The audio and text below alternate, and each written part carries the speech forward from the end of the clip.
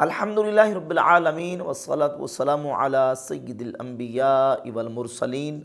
اما بعد فاعوذ باللہ من الشیطان الرجیم بسم اللہ الرحمن الرحیم۔ نماز کا صحیح طریقہ قرآن و سنت کی روشنی میں ہمیں آنا ضروری ہے تاکہ ہم اپنی نماز کو صحیح طریقے سے ادا کریں، نماز اللہ رب العزت کی بارگاہ میں قبول ہو۔ اور جب ہم قرآن و سنت کی روشنی میں نماز کو صحیح طریقے سے ادا کریں گے تو نماز کی قبولیت ہوگی، پھر ہمیں اللہ رب العزت کی بارگاہ سے اس کا پورا اجر و ثواب ملے گا۔ اور دوسرا یہ کہ نماز کو دلائل کے ساتھ مدلل طریقے سے سیکھنا بھی ضروری ہے تاکہ اس پرفتن دور میں ایک طبقہ جو مسلمانوں کی میجورٹی اکثریت کو یہ طعنہ دے کے مسلمانوں کے نوجوانوں کے ذہنوں کے اندر یہ وساوس اور شبہات ڈالنے کی کوشش کرتا ہے کہ آپ کا طریقہ نماز یہ سنت کے مطابق نہیں ہے، آپ جو نماز پڑھ رہے ہیں اس کا ثبوت کہیں نہیں ہے اور یہ سنت کے مطابق نہیں ہے۔ تو انشاءاللہ تعالی آج کی نشست میں نماز کے جو مسائل ہیں، بالخصوص وہ مسائل جن کے اندر دلائل کثیر ہیں یا دلائل کا آپس میں تعارض ہے، ان پر خصوصاً دلائل کے ساتھ انشاءاللہ تعالی بات کریں گے۔ یہ بات ذہن نشین رہے کہ نماز کے مسائل دو طرح کے ہیں۔ ایک تو وہ حصہ ہے کہ جو بالکل اتفاقی ہے، اس میں کسی قسم کا کوئی اختلاف نہیں، اور دوسرا حصہ وہ ہے مسائل کا جس میں ائمہ فقہاء اور محدثین کا بلکہ صحابہ اکرام علیہ رضوان کے درمیان بھی اختلاف رہا ہے۔ نماز کا وہ حصہ مسائل کا جس کے اندر کسی قسم کا کوئی اختلاف نہیں، وہ تو دلائل کے بغیر بھی اگر گفتگو کی جائے تو اس پر دلائل تفصیل کے ساتھ دینا ضروری نہیں ہے۔ ہاں، مسائل کا وہ دوسرا حصہ جس میں اختلاف ہے، اس میں پھر ہم انشاءاللہ تعالی دلائل کے ساتھ گفتگو کریں گے، اور بالخصوص جو مسائل اجتہادی ہیں اور مجتہد کے اجتہاد کو اس میں دخل ہے تعارض نصوص کی وجہ سے، اجمال یا ابہام کی وجہ سے، یا یہ ہے کہ اس میں ابہام ہے، اجمال ہے، تعدد وجوہ معانی ہے، ان بنیادوں پہ جو پیچیدگی اس میں آتی ہے، اس میں چونکہ مجتہد کے اجتہاد کو دخل ہوتا ہے تو اس میں امام اعظم ابو حنیفہ رحمۃ اللہ تعالی علیہ کے اجتہاد کہ جو دلائل ہیں ان کا راجع ہونا انشاءاللہ ہم دلائل سے بیان کریں گے۔ اور اس سلسلہ میں چند وساوس اور شبہات ڈالے جاتے ہیں، ان کا ازالہ کرنا پہلے ضروری ہے۔ وہ یہ کہ مطالبہ یہ ہوتا ہے کہ آپ نماز کا طریقہ بخاری مسلم سے ثابت کریں۔ یہ ایک وسوسہ ہے، ایک سمجھیں کہ ایسے ایک دھوکہ ہے دیا جاتا ہے کہ ہر بات کو یا نماز کے کسی مسئلہ کو بخاری مسلم ہی سے ثابت کرنا ضروری قرار دیا جاتا ہے، جبکہ قرآن و سنت میں اس طرح کی کسی خاص کتاب کے حوالے سے کوئی قید موجود نہیں ہے۔ نبی پاک صلی اللہ علیہ وآلہ وسلم نے جو حجۃ الوداع کے موقع پر خطبہ ارشاد فرمایا، جو کہ المستدرک علی الصحیحین میں 318 نمبر حدیث ہے اور بعض نسخوں کے مطابق 321 نمبر حدیث ہے، السنن الکبری للبیہقی کے اندر ہے، موطا امام مالک کے اندر ہے، کہ نبی پاک صلی اللہ علیہ وآلہ وسلم نے خطبہ حجۃ الوداع کے موقع پر ارشاد فرمایا، تم میں دو چیزیں چھوڑ کے جا رہا ہوں، تم ان کو مضبوطی سے تھامے رکھو گے تو گمراہ نہیں ہوگے، کتاب اللہ و سنت نبیہ صلی اللہ علیہ وآلہ وسلم، اللہ کی کتاب اور اس کے نبی صلی اللہ علیہ وآلہ وسلم کی سنت۔ نبی پاک علیہ السلام نے اپنی امت کے لیے اللہ کی کتاب اور اپنی سنت کو چھوڑا ہے، اور سنت کسی ایک کتاب کے اندر محدود و محصور نہیں، اور کسی کو سنت لینے کے لیے کسی ایک کتاب کا پابند نہیں کیا جا سکتا کہ اسی کتاب سے سنت کو حاصل کرنا ہے، دوسری کتاب سے سنت کو حاصل نہیں کرنا۔ یہ تو ایک اصول ہے، قاعدہ اور ضابطہ ہے، لیکن بعض لوگ اس طرح مصر ہوتے ہیں کہ نہیں، ہمیں اسی کتاب سے حدیث دکھائیں گے تو ہم مانیں گے، جس طرح کے ایک ذہن بنا دیا گیا، جس طرح کہ ایک مائنڈ سیٹ کر دیا گیا کہ نہیں بس بخاری سے اور مسلم سے حدیث آئے گی تو مانیں گے، ورنہ نہیں مانیں گے، یہ کوئی ضابطہ نہیں ہے۔ میں 12 مرتبہ اس پر مثالیں پیش کر چکا ہوں، اور مثالیں ہوتی ہیں سمجھانے کے لیے تاکہ یہ اشکال اور ایک شبہ جو اس کا ازالہ ہو جائے۔ آج پھر وہ مثال پیش کرتا ہوں۔ صحیح بخاری کے اندر امام بخاری رحمۃ اللہ علیہ نے ایک باب قائم کیا، باب البول قائما و قاعدا۔ جو لوگ یہ کہتے ہیں کہ نہیں بخاری مسلم سے ہی حدیث کا ہونا ضروری ہے، وہ اب اس مثال کو ذرا سمجھیں۔ امام بخاری باب قائم کرتے ہیں کھڑے ہو کے اور کھڑے ہو کے اور بیٹھ کے پیشاب کرنے کا بیان، کھڑے ہو کے اور بیٹھ کے پیشاب کرنے کا بیان۔ امام بخاری رحمۃ اللہ اس باب کے بعد 3 احادیث لے کے آئے ہیں، 224، 225، 226 نمبر، اور اس کے علاوہ چوتھے مقام پہ 2471 نمبر، 4 مقامات پہ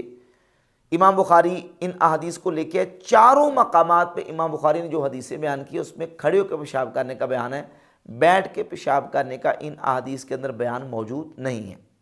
کھڑے ہو کے پیشاب کرنے کا بیان ہے، بیٹھ کے پیشاب کرنے کا بیان نہیں ہے۔ حالانکہ باب کا عنوان قائم کر رہے ہیں کہ کھڑے ہو کے اور بیٹھ کے پیشاب کرنے کا بیان۔ باب کا تقاضا یہ تھا کہ کھڑے ہو کے پیشاب کرنے کی احادیث بھی آتی ہیں اور بیٹھ کے پیشاب کرنے کی احادیث بھی امام بخاری ذکر کرتے، لیکن امام بخاری نے ایسا نہیں کیا۔ سوال یہ پیدا ہوتا کہ کیوں نہیں کیا؟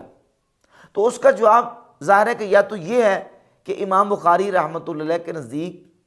کوئی ایسی حدیث صحیح ان کے پیش نظر نہیں تھی، جو صحیح ہوتی امام بخاری اس کو ذکر کرتے۔ امام بخاری کے نزدیک حدیث صحیح کوئی نہیں تھی، نمبر 1۔ نمبر 2 یہ ہے کہ یا پھر یہ ہے کہ امام بخاری رحمۃ اللہ کے سامنے یہ جو صحیح حدیث بیٹھ کے پیشاب کرنے کی ہے وہ ان کے نزدیک مخفی رہی ہو، یا کوئی اس کا تیسرا اور جواب ہے تو دے لیں۔ تیسرا اس کا کیا جواب ہو سکتا ہے؟ امام بخاری نے صحیح بخاری میں صرف کھڑے ہو کے پیشاب کرنے کی حدیث کا بیان کیا ہے، اور اتفاق سے 4 مقامات پہ 2 صحابہ سے 4 مقامات پہ کھڑے ہو کے پیشاب کرنے کی حدیث کو بیان کیا ہے، بیٹھ کے پیشاب کرنے کی حدیث کو بیان نہیں کیا، جبکہ باب کا عنوان قائم یہ کیا ہے کہ کھڑے ہو کے اور بیٹھ کے پیشاب کرنے کا بیان۔ صحیح مسلم کے اندر بھی کھڑے ہو کے پیشاب کرنے کی احادیث ہیں، بیٹھ کے پیشاب کرنے کی احادیث نہیں ہیں۔ جبکہ ہم جامع ترمذی کھولتے ہیں تو امام ترمذی رحمۃ اللہ علیہ نے جامع ترمذی میں حدیث نمبر 12 بیان کی اور اس کی ہیڈنگ اور اس کا عنوان یہ قائم کیا ہے کہ کھڑے ہو کے پیشاب کرنے کی ممانعت کا بیان۔ جامع ترمذی میں امام ترمذی رحمۃ اللہ حدیث لے کے آئے، حدیث نمبر 12۔ ام المؤمنین سیدتنا عائشہ صدیقہ رضی اللہ تعالی عنہ فرماتی ہیں، من حدثکم ان نبی صلی اللہ علیہ وآلہ وسلم کان یبول قائما فلا تصدقوه ما کان یبول الا قاعدا۔ تمہیں جو یہ بیان کرے کہ نبی پاک صلی اللہ علیہ وآلہ وسلم کھڑے ہو کے پیشاب فرماتے تھے تو تم اس کی تصدیق نہ کرو۔ ما کان یبول الا قاعدا، رسول اللہ صلی اللہ علیہ وآلہ وسلم تو بیٹھ کر ہی پیشاب فرمایا کرتے تھے۔ یہ حدیث جامع ترمذی میں ہے، بخاری میں نہیں ہے، صحیح مسلم میں نہیں ہے، جامع ترمذی میں ہے۔ اب امام ترمذی نے عنوان بھی یہ قائم کیا کہ کھڑے ہو کے پیشاب کرنے کی ممانعت کا بیان، نہیں کا بیان، جبکہ امام بخاری مسلم تو کھڑے ہو کے پیشاب کرنے کی احادیث ہی لے کے آئے، اور امام بخاری 4 احادیث لے کے آئے۔ تو کیا اب ان احادیث و روایات کے مطابق کھڑے ہو کے پیشاب کرنے کو سنت قرار دیا جائے؟ ہرگز نہیں، بلکہ وہ جو احادیث کھڑے ہو کے پیشاب کرنے کی ہیں ان پر ائمہ محدثین نے پھر عنوانات اور ابواب قائم کیے۔ بعض ائمہ نے، جیسے امام محدث ابو عوانہ، ان کی کتاب مسند ابی عوانہ، انہوں نے باقاعدہ اس پر باب قائم کیا ہے کہ کھڑے ہو کے پیشاب کرنے کے منسوخ ہونے کا بیان سیدہ عائشہ رضی اللہ تعالیٰ عنہ کی حدیث کے ساتھ، یعنی سیدہ عائشہ کی جو حدیث جامع ترمذی کے اندر ہے حدیث نمبر 12، اس سے کھڑے ہو کے پیشاب کرنے کی جو احادیث ہیں ان کو امام ابو عوانہ نے مسند ابی عوانہ میں منسوخ قرار دیا، یا بعض محدثین اور فقہاء نے ان کی دیگر اور توجیحات بیان کی ہے۔ تو یہ ایک مثال، اور بہت ساری مثالیں دی جا سکتی ہیں۔ تو کسی حدیث کا صحیح بخاری اور صحیح مسلم ہی کے اندر ہونا ضروری نہیں ہے۔ نبی پاک صلی اللہ علیہ وآلہ وسلم نے ہمارے لیے اپنی سنت کو چھوڑا ہے، اور سنت جہاں سے ہمیں ملے گی، جہاں سے ہمارے پاس سنت آئے گی، ہم اس سنت کو لیں گے اور احادیث اور روایات کے اندر تطبیق اور مطابقت کر کے اخذ کریں گے سنت کو۔ نبی پاک صلی اللہ علیہ وآلہ وسلم نے نماز پڑھنے کا جو طریقہ صحابہ کرام علیہ رضوان کے سامنے بیان کیا، اس میں احادیث 2 طرح کی آتی ہیں، قولی احادیث اور فعلی احادیث، یعنی جس میں نبی پاک علیہ الصلوۃ والسلام نے نماز پڑھنے کا طریقہ خود اپنی مبارک زبان سے بیان فرمایا، یعنی قولی احادیث، وہ تھوڑی ہیں۔ دوسری احادیث وہ ہیں جس میں نبی پاک علیہ الصلوۃ والسلام کے صحابہ نے حضور علیہ الصلوۃ والسلام کو نماز پڑھتے دیکھا، اور پھر انہوں نے آگے امت کے سامنے بیان کیا کہ ہم نے نبی علیہ الصلوۃ والسلام کو اس طرح نماز پڑھتے دیکھا۔ جب ہم ان روایات اور احادیث کو دیکھتے ہیں تو بعض احادیث وہ ہیں کہ جو قولی اور بعض فعلی احادیث ہیں، ان قولی اور فعلی احادیث کو ایک ایک مسئلہ پر جب ہم جمع کرتے ہیں تو امام اعظم ابو حنیفہ رحمۃ اللہ تعالی علیہ کا منہج اور اسلوب یہ ہے کہ وہ تطبیق بین روایات کے قائل ہیں۔ ایک مسئلہ پر قولی فعلی روایات و حدیث آئیں، آثار صحابہ آئے، اور اس مسئلہ سے متعلقہ جتنی احادیث اور روایات ہیں ان کو جمع اور تطبیق کر کے اس کا نتیجہ اور اس کا رزلٹ نکال کے باقی جو سے سنت طریقہ اخذ ہوتا ہے اس کو بیان کرتے ہیں۔ سب سے پہلے جہاں تک وہ مسائل جن کے اندر بہت اختلاف کم ہے، نماز کے جو ضروری مسائل ہیں ان کو میں آپ کے سامنے رکھوں گا انشاءاللہ تعالیٰ۔ یہ تمہیدی باتیں میں نے آپ کے سامنے کر دی ہیں۔ تو سب سے پہلے یہ یاد رکھیں کہ نماز شروع کرنے سے پہلے نماز کے لیے 6 شرائط ہیں۔ نمبر 1، نماز کے لیے طہارت شرط ہے، یعنی نمازی کا بدن، اس کے کپڑے اور جس جگہ پہ نماز پڑھنے کے لیے کھڑا ہے وہ جگہ پاک ہونا، یہ نماز کے لیے شرط ہے۔ نمبر 2، ستر عورت، جسم کا جتنا حصہ مرد و عورت کے لیے چھپانا فرض ہے اتنا حصہ نمازی کا چھپا ہوا ہو اور اس نے اتنا حصہ چھپایا ہوا ہو۔ نمبر 3، نماز کے لیے نمازی کے لیے شرط ہے کہ نماز کا وقت ہو،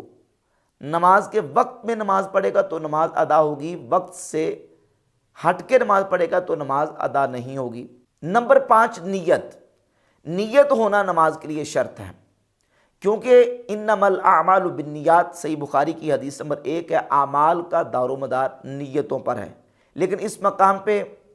یہ مسئلہ بھی ذہن نشین کر لیں کہ نیت دل کے ارادے کو کہتے ہیں، عقد القلب علی الفعل، کسی کام پر دل کا پختہ ارادہ، اس کو نیت کہتے ہیں۔ زبان سے کہنے کو نیت نہیں کہتے، نیت دل کے ارادے کا نام ہے۔ ہاں یہ ہے کہ جو دل کا ارادہ ہے اس کو اگر زبان کے ساتھ بندہ دہرا لیتا ہے تو یہ دہرانا ایک اچھا عمل ہے، مستحب ہے، تاکہ دل اور زبان یکجا ہو جائیں، ایک چیز پر اکٹھے ہو جائیں۔ اور فقہا سے، علماء اور محدثین سے اس کی تصریح ثابت ہے، اور اس کی اصل نبی پاک صلی اللہ علیہ وآلہ وسلم کے عمل سے بھی ملتی ہے۔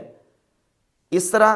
کہ نبی کریم صلی اللہ علیہ وآلہ وسلم جب نفلی روزہ رکھتے، آپ گھر تشریف لاتے، اہل خانہ سے پوچھتے کھانے کو کوئی چیز ہے، اگر ازواج طیبات عرض کرتی کہ حضور آج کھانے کو کوئی چیز نہیں ہے، سنن ابی داؤد کی 2455 نمبر حدیث ہے، نبی پاک صلی اللہ علیہ وآلہ وسلم فرما دیتے انی صائم، تو پھر میں روزے دار ہوں۔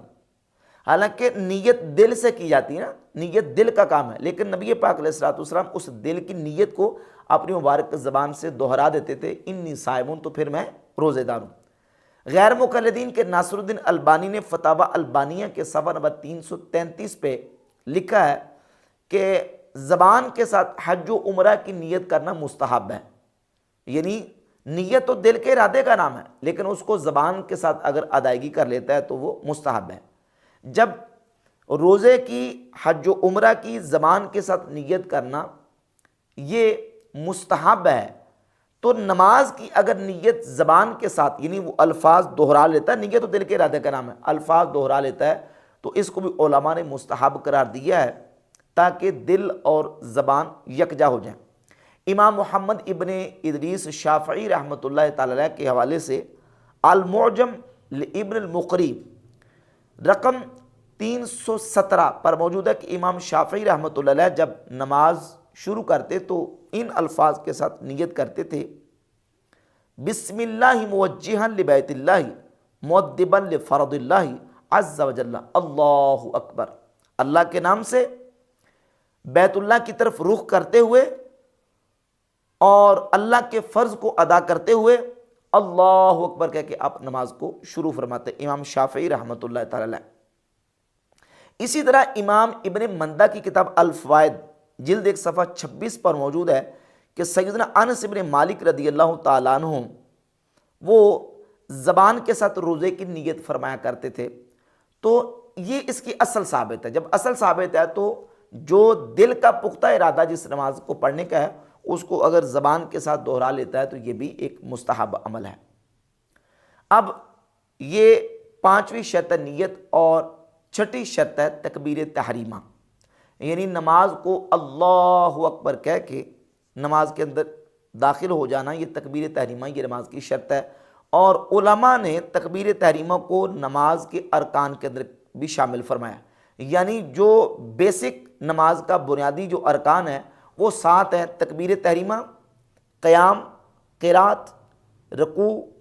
سجود، قعدہ اخیرہ، اور خروج بسنعہ، اپنی مرضی کے ساتھ نماز مکمل کر کے اپنی مرضی سے نماز سے باہر آنا، یہ نماز کے 7 ارکان ہیں۔ اب 6 شرائط اور 7 ارکان یہ مکمل ہونے کے بعد جب ہم نماز شروع کریں گے تو نماز شروع کرتے وقت اپنے ہاتھوں کو اٹھانا ہے۔ اب اس سلسلہ میں مسئلہ آ جاتا ہے نماز میں ہاتھوں کو اٹھانے کا کہ ہاتھوں کو کہاں تک اٹھانا اور کیسے اٹھانا ہے، رفع الیدین کی کیفیت کیا ہے، اپنے ہاتھوں کو کس طرح اٹھانا ہے۔ تو اس سلسلے میں چونکہ مختلف روایات اور احادیث وارد ہوئی ہیں، دلائل اس پر مختلف ہیں، جب ہم احادیث اور روایات کو دیکھتے ہیں تو اس مسئلہ کا تعلق بھی اجتہاد کے ساتھ ہے۔ میں نے عرض کیا کہ جب دلائل کے اندر پیچیدگی آ جاتی ہے، تعارض نصوص کی بنیاد پر، اجمال یا ابہام کی بنیاد پہ، تعدد وجوہ معانی کی وجہ سے، تو اس میں مجتہد کے اجتہاد کا دخل ہوتا ہے۔ امام اعظم ابو حنیفہ رحمۃ اللہ تعالی علیہ جو کہ مجتہد مطلق اور مجتہد فی الشرع ہیں، امت کی اکثریت اجتہادی مسائل میں ان کو فالو کرتی ہے، چونکہ ہم ان اجتہادی مسائل میں قرآن و سنت کے ان مسائل پر عمل کرنے کے لیے امام اعظم ابو حنیفہ رحمۃ اللہ کی تحقیق پر عمل کرتے ہیں۔ اب اس مسئلہ میں امام اعظم ابو حنیفہ رحمۃ اللہ کی تحقیق، پہلے روایات اور پھر اس کے بعد تحقیق اور ان کا جو اجتہاد وہ آپ کے سامنے بیان کروں گا تاکہ مسئلہ واضح ہو جائے۔ امام ابو حنیفہ رحمۃ اللہ کا ایک منہج یہ ہے کہ وہ احادیث و روایات کو جمع کر کے اس میں تطبیق دے کے اس کا رزلٹ نکالتے ہیں۔ اب رفع الیدین، اپنے ہاتھوں کو اٹھانا، اس کی کیفیت کیا ہونی چاہیے، کہاں تک ہاتھوں کو اٹھانا، اس سلسلہ میں تقریباً کوئی 7 احادیث میں آپ کے سامنے بیان کروں گا متعدد صحابہ سے۔ ان میں سے ایک حدیث صحیح بخاری کے اندر 828 نمبر حدیث ہے، سیدنا ابو حمید ساعدی رضی اللہ تعالیٰ عنہ سے۔ انہوں نے نبی پاک صلی اللہ علیہ وآلہ وسلم کی نماز کا طریقہ بیان کیا، تو اس میں لفظ یہ ہے کہ جعل یدیہ حذاء منکبیہ۔ حضرت سیدنا ابو حمید ساعدی رضی اللہ تعالیٰ عنہ نے بیان کیا کہ نبی پاک صلی اللہ علیہ وآلہ وسلم نے اپنے ہاتھوں کو کندھوں تک اٹھایا۔ یہ ایک حدیث ہے۔ نمبر 2، صحیح ابن خزیمہ میں 480 نمبر حدیث ہے سیدنا وائل ابن حجر رضی اللہ تعالیٰ عنہ سے، اور یہی روایت صحیح مسلم کے اندر اور سنن نسائی کے اندر موجود ہے۔ وہ فرماتے ہیں کہ نبی پاک صلی اللہ علیہ وآلہ وسلم نے اپنے ہاتھوں کو اٹھایا حتی حاذتا باذنیہ، حتیٰ کہ آپ کے ہاتھ کانوں کے برابر ہو گئے۔ نمبر 3، مسند احمد ابن حنبل میں 15667 حدیث ہے، سیدنا عبداللہ ابن زبیر رضی اللہ تعالیٰ عنہ فرماتے ہیں کہ نبی پاک صلی اللہ علیہ وآلہ وسلم نے نماز شروع کرتے وقت اپنے ہاتھوں کو اٹھایا حتی جاوزا بہما اذنیہ، حتیٰ کہ آپ کے دونوں ہاتھ آپ کے کانوں سے تجاوز کر گئے۔ سیدنا برا ابن عازب رضی اللہ تعالیٰ عنہ سے مسند ابی یعلا کے اندر 1692 نمبر حدیث ہے، فرماتے ہیں کہ میں نے نبی پاک صلی اللہ علیہ وآلہ وسلم کو نماز پڑھتے دیکھا، آپ نے نماز کو اس طرح شروع کیا حتی رأیت ابہامیہ قریبا من اذنیہ، حتیٰ کہ میں نے دیکھا کہ آپ صلی اللہ علیہ وآلہ وسلم کے یہ دونوں انگوٹھے آپ کی کانوں کے لو کے قریب ہو گئے۔ سیدنا وائل ابن حجر سے سنن ابی داؤد کے اندر حدیث ہے کہ انہوں نے صحابہ اکرام علیہ رضوان کو نماز پڑھتے دیکھا یرفعون ایدیہم الی صدورہم، کہتے ہیں کہ صحابہ اپنے ہاتھوں کو سینوں تک اٹھاتے تھے۔ اور اس کے علاوہ آخری حدیث ہے سیدنا انس بن مالک رضی اللہ تعالیٰ عنہ سے مستدرک الصحیحین میں 822 نمبر حدیث، سیدنا انس بن مالک رضی اللہ تعالیٰ عنہ فرماتے ہیں کہ نبی پاک صلی اللہ علیہ وآلہ وسلم نے نماز ادا فرمائی فحاذا بابہمیہ اذنیہ، تو آپ صلی اللہ علیہ وآلہ وسلم کے دونوں انگوٹھے کانوں کے برابر ہو گئے۔ اب کندھوں تک سینے تک، کندھوں تک، اور کندھوں سے اوپر کانوں کے برابر، اور کانوں سے تجاوز کرنے والی، یہ جو تقریباً 7 روایات ہیں، ان روایات کے مطابق امام اعظم ابو حنیفہ رحمۃ اللہ تعالی علیہ نے جو نتیجہ نکالا وہ یہ ہے کہ اگر ہم اس طریقے سے ہاتھوں کو اٹھائیں، یعنی ظاہر ہے ہاتھ نیچے سے اوپر آئیں گے، پہلے سینے تک، پھر کندھوں تک، پھر کانوں تک، اور دونوں انگوٹھے کانوں کی لو کے قریب آ جائیں، قریب کرنے ہیں، ملانا ضروری نہیں ہے، بس کانوں کی لو کے دونوں ہاتھوں کے انگوٹھے قریب آ جائیں تو یہ انگلیاں کانوں سے تجاوز کر جائیں گی۔ اگر اس طریقے سے اپنے ہاتھوں کو اٹھایا جائے، اللہ اکبر کہہ کے نماز کو شروع کیا جائے، تو ان تمام احادیث کے مطابق عمل ہو جاتا ہے۔ لہٰذا ان تمام احادیث کے مطابق جب ہم اس طریقے سے اپنے ہاتھوں کو اٹھائیں گے تو سنت کے مطابق بھی ہوگا، اور ان تمام روایات اور احادیث کے مطابق عمل ہو جائے گا۔ اب ہاتھوں کو اٹھانے کے بعد ہم نے ہاتھوں کو باندھنا ہے، کس طریقے سے ہاتھوں کو باندھا جائے، تو اس سلسلہ میں چند روایات میں آپ کے سامنے رکھتا ہوں۔ اس سلسلہ میں سب سے پہلی حدیث صحیح بخاری کے اندر 740 نمبر، سیدنا سہل ابن سعد الساعدی رضی اللہ تعالی عنہ سے، اسی کو بنیاد بنا کے میں آگے چلوں گا۔ سیدنا سہل رضی اللہ تعالیٰ عنہ فرماتے ہیں کان الناس یؤمرون ان یضع الرجل الید الیمنی علی ذراعہ الیسری فی الصلاۃ، کہ مرد کو حکم دیا جاتا تھا کہ وہ اپنے دائیں ہاتھ کو بائیں ذرا پر نماز کے اندر رکھے، دائیں ہاتھ کو بائیں ذرا پر رکھے۔ یہ ایک حدیث ہے صحیح بخاری کے اندر، اور یہی حدیث امام احمد ابن حنبل اپنی مسند میں لے کے آئے۔ اس میں ذرا کا لفظ نہیں ہے، دائیں ہاتھ کو بائیں ہاتھ پر، دائیں کو بائیں پر رکھنے کا حکم دیا جاتا۔ یہی حدیث ہے حضرت سہل ابن سعد الساعدی رضی اللہ تعالیٰ سے، لیکن بخاری کے اندر ہے کہ دائیں ہاتھ کو بائیں ذرا پر رکھنے کا حکم دیا جاتا۔ لیکن اب اس حدیث کو سمجھنا ہے کہ حدیث کے اندر 2 بنیادی لفظ ہیں، ایک الید الیمنی اور دوسرا ہے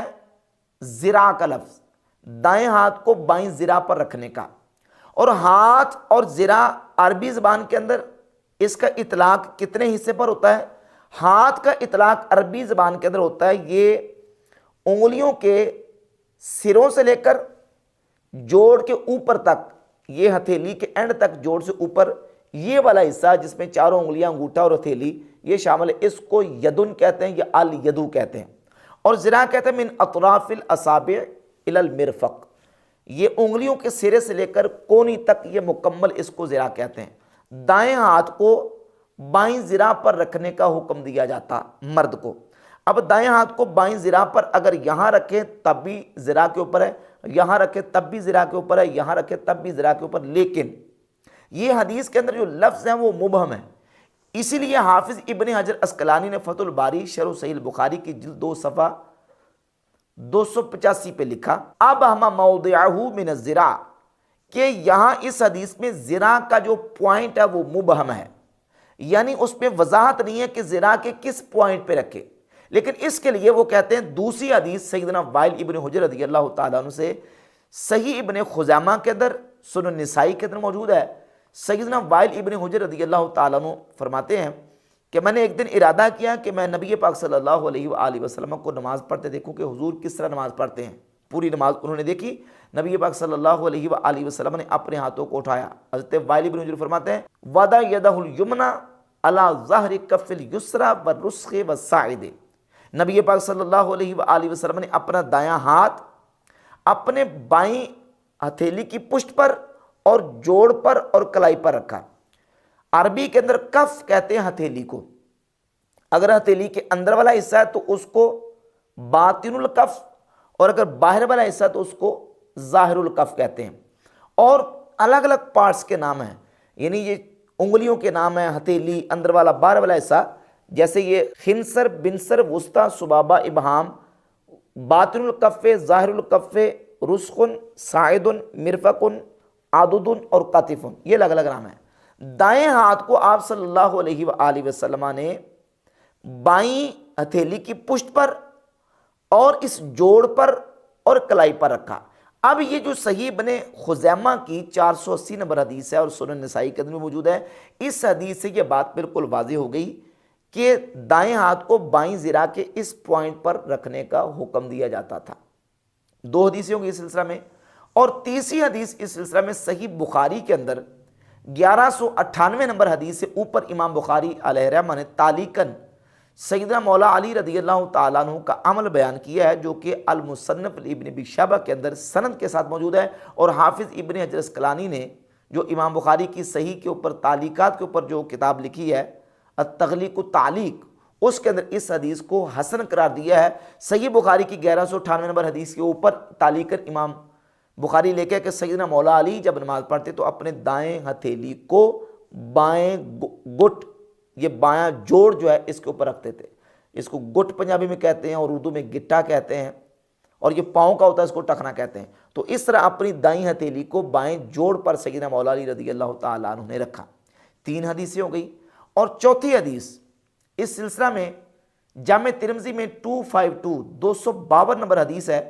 سیدنا حلبتائی رضی اللہ تعالیٰ عنہ فرماتے ہیں کہ کان رسول اللہ صلی اللہ علیہ وآلہ وسلم یؤمنا فیأخذ شمالہ بیمینہ،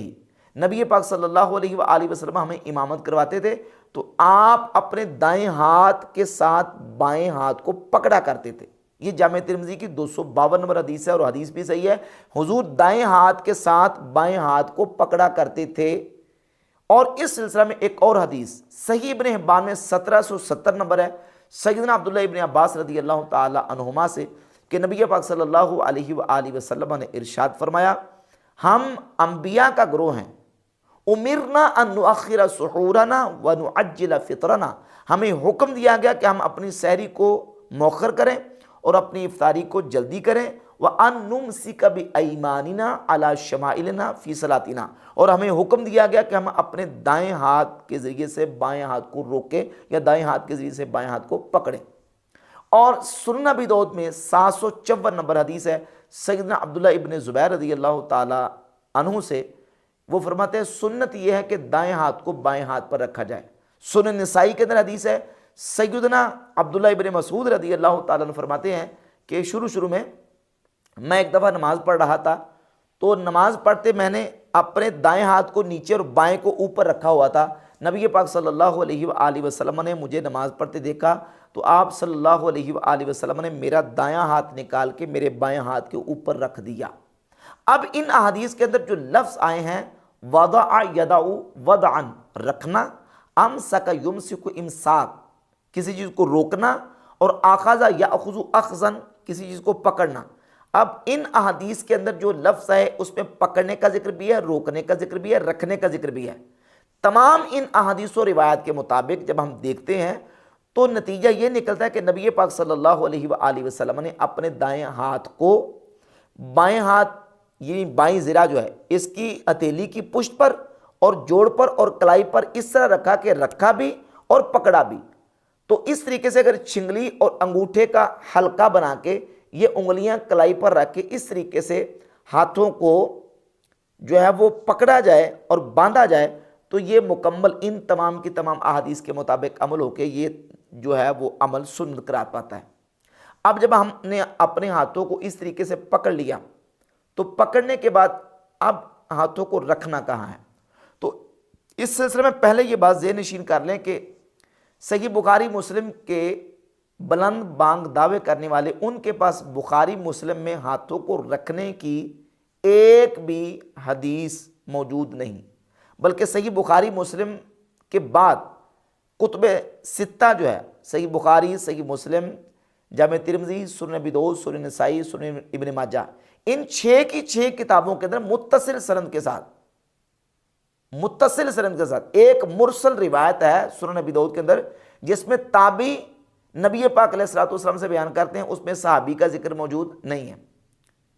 لیکن صحابی نے نبی پاک علیہ الصلوۃ والسلام کا عمل ذکر کیا ہو یا یہ کہو کہ سنت یہ ہے، وہ صرف ایک طریقہ موجود ہے جو کہ سنن ابی داؤد میں سیدنا مولا علی رضی اللہ تعالیٰ سے اور حضرت ابو ہریرہ رضی اللہ تعالیٰ سے حدیث موجود ہے کہ سیدنا مولا علی رضی اللہ تعالیٰ فرماتے ہیں سنت یہ ہے کہ دائیں ہاتھ کو بائیں ہاتھ پر ناف کے نیچے رکھا جائے، تحت السرہ، ناف کے نیچے رکھا جائے۔ اب یہ جو روایت ہے سنن ابی داؤد کی، اس کے اوپر جرح کرتے ہیں کہ اس میں عبد الرحمن ابن اسحاق راوی وہ ضعیف ہے، لہذا یہ روایت ضعیف ہے۔ امام احمد بن حنبل بھی اس حدیث کو لے کے آئے اور امام بیہقی لے کے بہت ساری کتابوں کے اندر یہ روایت موجود ہے۔ لیکن یہ یاد رکھیں کہ امام ترمذی رحمہ اللہ نے عبد الرحمن ابن اسحاق کی ایک روایت کو امام ترمذی نے حسن قرار دیا ہے، اور امام حاکم نے اپنی المستدرک علی صحیحین میں عبد الرحمن ابن اسحاق کی ایک حدیث کو صحیح قرار دیا ہے۔ اور ہمارے نزدیک، احناف کے نزدیک، عبد الرحمن ابن اسحاق حسن درجے کے راوی ہیں، اور ان کی روایت کم از کم درجہ حسن کی ہے، جس سے جو احناف کا موقف ہے اس حدیث کے مطابق، اور اس کے ساتھ ایک اور حدیث سیدنا وائل ابن حجر رضی اللہ تعالیٰ سے المصنف لابن ابی شیبہ کے اندر امام ابو بکر ابن ابی شیبہ لے کے 3959 نمبر، سیدنا وائل ابن حجر رضی اللہ تعالیٰ عنہ فرماتے ہیں میں نے نبی پاک صلی اللہ علیہ وآلہ وسلم کو نماز پڑھتے دیکھا، آپ نے اپنے دائیں ہاتھ کو بائیں ہاتھ پر ناف کے نیچے رکھا۔ یہ المصنف لابن ابی شیبہ کی حدیث ہے۔ جہاں تک اس روایت کا تعلق ہے جو سیدنا مولا علی رضی اللہ تعالیٰ عنہ سے سنن ابی داؤد سے گزری، اس پر اعتراض کرتے ہیں کہ ضعیف ہے۔ بھئی یہ تو ضعیف ہے، تمہارے پاس صحیح کون سی ہے؟ اس کے علاوہ تمہارے پاس صحیح کون سی ہے؟ الکتب ستہ کے اندر بخاری، مسلم، ترمذی، ابو داؤد، ابن ماجہ، نسائی، ان 6 کتابوں کے اندر ایک ہی روایت